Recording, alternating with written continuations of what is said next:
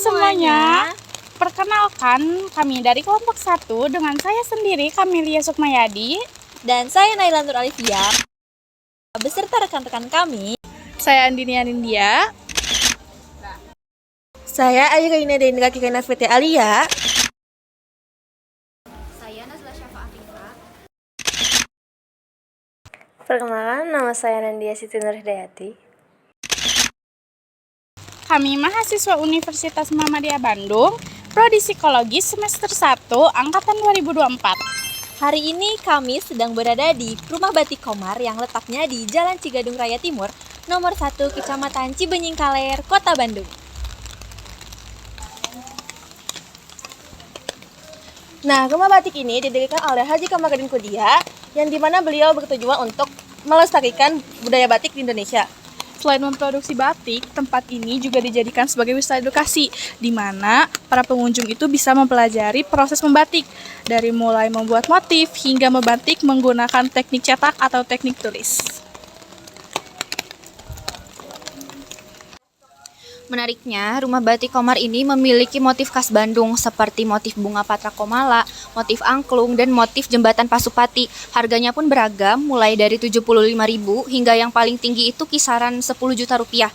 Yuk kita langsung intip yang ada di dalam sana.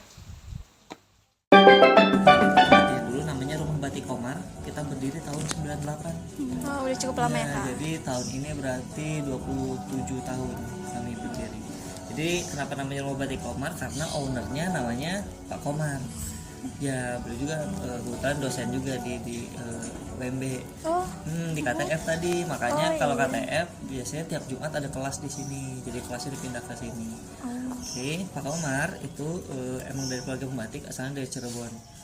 Kita pindah move ke sini untuk mulai bisnis batiknya. Jadi kita start dari 98 itu sekitar 3 orang, tapi sekarang kita punya sekitar 300 orang.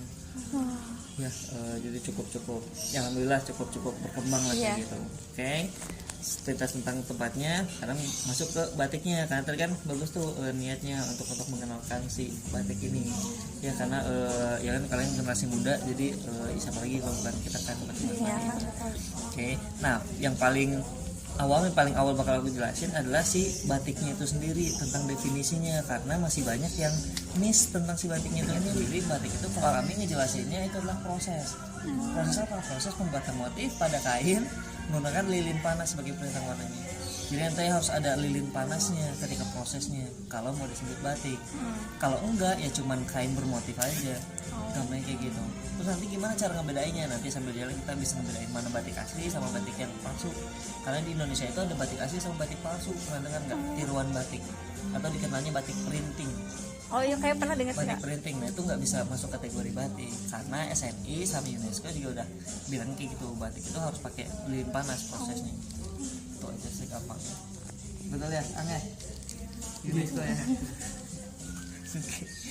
Oke, secara umumnya batik itu ada 2 jenis. Ya, yang standar SNI itu ada batik tulis sama batik cap. Oke, cuman balik lagi, aku bakal nanti sambil jalan aku bakal terus nekenin bahwa batik itu nggak berhenti di motifnya aja. Karena kalau kita cukup di motifnya aja, ya balik lagi itu selama kita pakai lilin panas, motifnya mau apapun itu batik. Sebaliknya kalau motifnya udah batik banget tapi prosesnya kita di print nggak pakai lilin panas, sebut batik enggak? Oke, jadi kalian nih punya ide apa nanti diaplikasikan ke kain tapi pakai lilin panas, itu kita sebut batik. Oh, berarti kalau misalkan kayak ada motif gitu, kita kan suka bilangnya itu motif batik, tapi cara buatnya nggak pakai lilin panas, berarti itu bukan batik. Motifnya iya batik, tapi secara proses tuh nggak bisa dibilang batik. Gitu. Jadi kita di sini kan tamunya banyaknya anak-anak kecil. Nah, kenalin anak-anak kecil kayak gimana? Apa harus kita kenalin motif-motif batik kayak gitu? Ya mungkin tingkat lanjutnya bisa, tapi untuk biar mereka bisa lebih pahamnya ya kita di lilin panas aja. Motifnya apa? Mereka lagi senangnya apa nih? Kartun misalnya anak-anak cowok sukanya Naruto, cewek-cewek misalnya sukanya Doraemon. Kita aplikasikan jadi motif tapi pakai lilin panas, itu nanti akhirnya batik tersebutnya. Oke, mode batik tulis, mode batik cap, sama startnya di sini. Ini ada Mas Hasan sama Mas Adi sebelah sana. Beliau ini adalah desainernya. Desain dalam arti mereka yang membuat gambarnya, gambar awalnya. Mode batik tulis ataupun batik cap. Nanti yang ngebedain antara batik tulis dan batik cap sebenarnya dari patternnya atau motifnya itu sebenarnya udah bisa kita bedain. Oh, ini batik tulis nih, oh ini batik cap. Bedanya tuh gimana ya Kak? Bedanya sebenarnya kalau paling umum kayaknya nih. Kalau batik tulis sebenarnya motifnya tuh kayak gitu gede-gede, jadi lebih abstrak aja, kita lebih main di imajinasi kita, jadi lebih enak tuh gambarnya pun karena areanya nggak terbatas. Sedangkan kalau batik cap kita nanti harus bikin capnya, ukuran capnya ini 18 ke 18, artinya si desainnya pun harus ngikutin ukurannya. Tetap sama kita bikin di kertas dulu, cuman nanti yang ngebedainnya adalah si ukurannya. Ke 18 ya kita ikutin 18 ke 18, atau dia ada yang lebih panjang kayak gini, biasanya buat borders atau buat pinggirannya, ya udah kita berarti kertasnya yang lebih panjang aja tuh. Atau yang kecil-kecil gini, nah ini logo kalian nih, iya lagi beda gini. Oke, nah ini nanti buat batik cap. Ketika itu udah jadi, kalau dia batik tulis pindahnya ke sini. Jadi nanti ini Mas Andrew ini dia yang nge-trace istilahnya, dia nge-copy, dia ngejiplak, menyalir dari kertas yang udah ada dipindahkan ke media kainnya. Oke, kenapa sih harus kayak gitu? Bisa nggak kita langsung gambar aja kan? Bisa aja sebenarnya, cuman kalau kita mau bikin yang mass productionnya, kalau misal pengen banyak nih yang sama persis, kita harus bikin masternya di sini. Jadi habis biasanya nambah. Ini udah pindah. Dipindahin itu di manual, jadi dia kayak nyalin aja. Jadi ini di bawahnya nih, di atasnya ditipas sama si kain ini, nanti dia jiplak aja gitu. Cuman dia harus tahu juga ini misalnya posisinya untuk bagian punggung itu juga nyimpannya. Oh gambarnya berarti bagian punggung di sini. Ini dari sini, ini batik tulis. Kalau batik cap, kalau udah jadi sketsa tadi tuh yang kita baru kita bikin si capnya. Nih kalau ini juga dia langkah kedua, tapi untuk yang batik cap. Ini batik cap dibikin juga nih sketsanya kayak ini nih contohnya nih. Nah tadi yang bikinnya si Mas Hasan sama si Mas Adi itu, ketika si sketsanya udah jadi nanti dioper ke sini, dikasih ke beliau, nanti tugas beliau yang bikin cap-cap yang kayak gini yang tadi kalian lihat di gudang tuh. Itu tadi bikinnya manual di sini nih.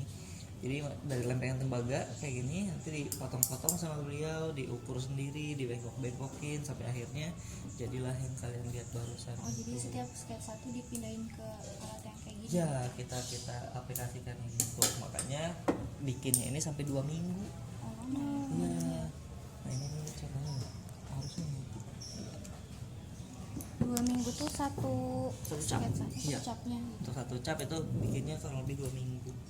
Coba nanti ada lagi faktornya, kalau dia lebih rumit atau lebih banyak pembagian nanti dia lebih lama proses. Kita balik lagi ke definisi awalnya. Jadi orang-orang banyak datang ke sini itu mereka ngiranya oh nanti hasilnya putih sama coklat kayak gini ya. Enggak, karena ini belum beres.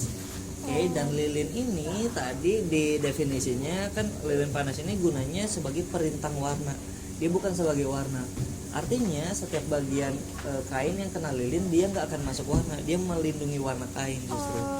Kainnya apa? Putih, kita kasih lilin, berarti dia ngejaga warna putih dengan pattern ini kayak gitu. Berarti yang kena warna tuh yang nggak kena lilin. Betul. Jadi nanti kan setelah dari sini ketika udah beres nih, ini nih katakanlah.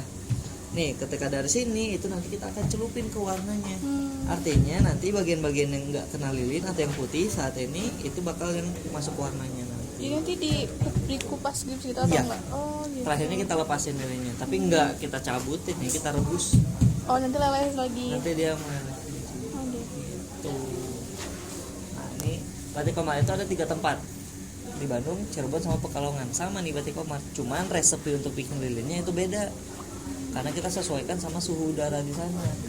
Misalnya di Cirebon dia lebih panas. Yang tadinya kita pakai 7 campuran material, bisa jadi di Cirebon cuma pakai 6 atau bahkan 5. Kita sesuaikan.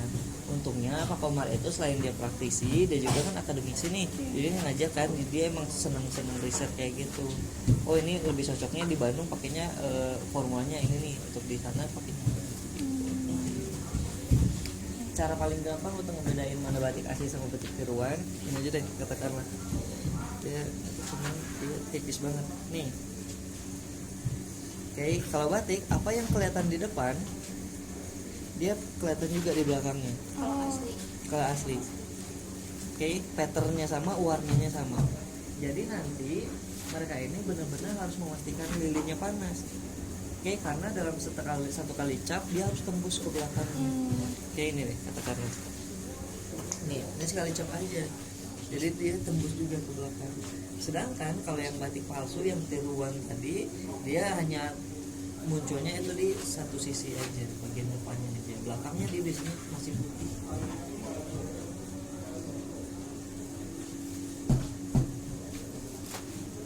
Jadi setiap orangnya ngerjain beda-beda. Beda-beda motif ya. Juga yang buat selain Siapanya Kak? ini secara teknik dia batik tulis. Secara teknik ya, tapi nanti ada masalah terlalu panjang. Jadi ada juga satu case di mana sebenarnya motifnya adalah batik cap. Tapi karena dia pengen bikin lebih dari satu warna, mustahil kita cuma pakai cap aja. Artinya harus ada perbantuan dari tulisnya. Nah, besoknya ya. Ini kalau batik tulis kalian udah familiar kan? Biasanya kita pakai canting tuh. Ya. Nah, cuman untuk batik tulis dia durasi pembuatannya, proses pembuatannya itu jauh lebih lama dibandingkan batik cap. Karena satu-satu gitu ya. Betul, makanya harga jualnya nanti bisa jadi lebih tinggi. Itu karena yang kita jual dari batik itu adalah prosesnya. Semakin lama dia semakin tinggi harganya. Makanya kalau misalnya kalian nih pergi ke pusat perbelanjaan misalnya, kalau di Bandung di mana ya? Pasar Baru katakanlah. Kalau pasar baru lihat kain yang sampai bergulung-gulung, kayak yang jualnya per meter, itu dipastikan bukan batik. Itu dipastikan yang tiruan tadi, yang print. Karena kalau batik biasanya kita potong dulu per 2 meter atau 2,5 meter, baru kita produksi. Harga jualnya pasti akan jauh lebih murah kalau yang print. Kalau yang batik, apalagi kalau batik tulis, makanya kalau misalnya kita ke butik batik nih, harga batik tulis bisa sampai jutaan. Itu karena proses pembuatannya itu bisa sampai berbulan-bulan untuk satu potong kainnya.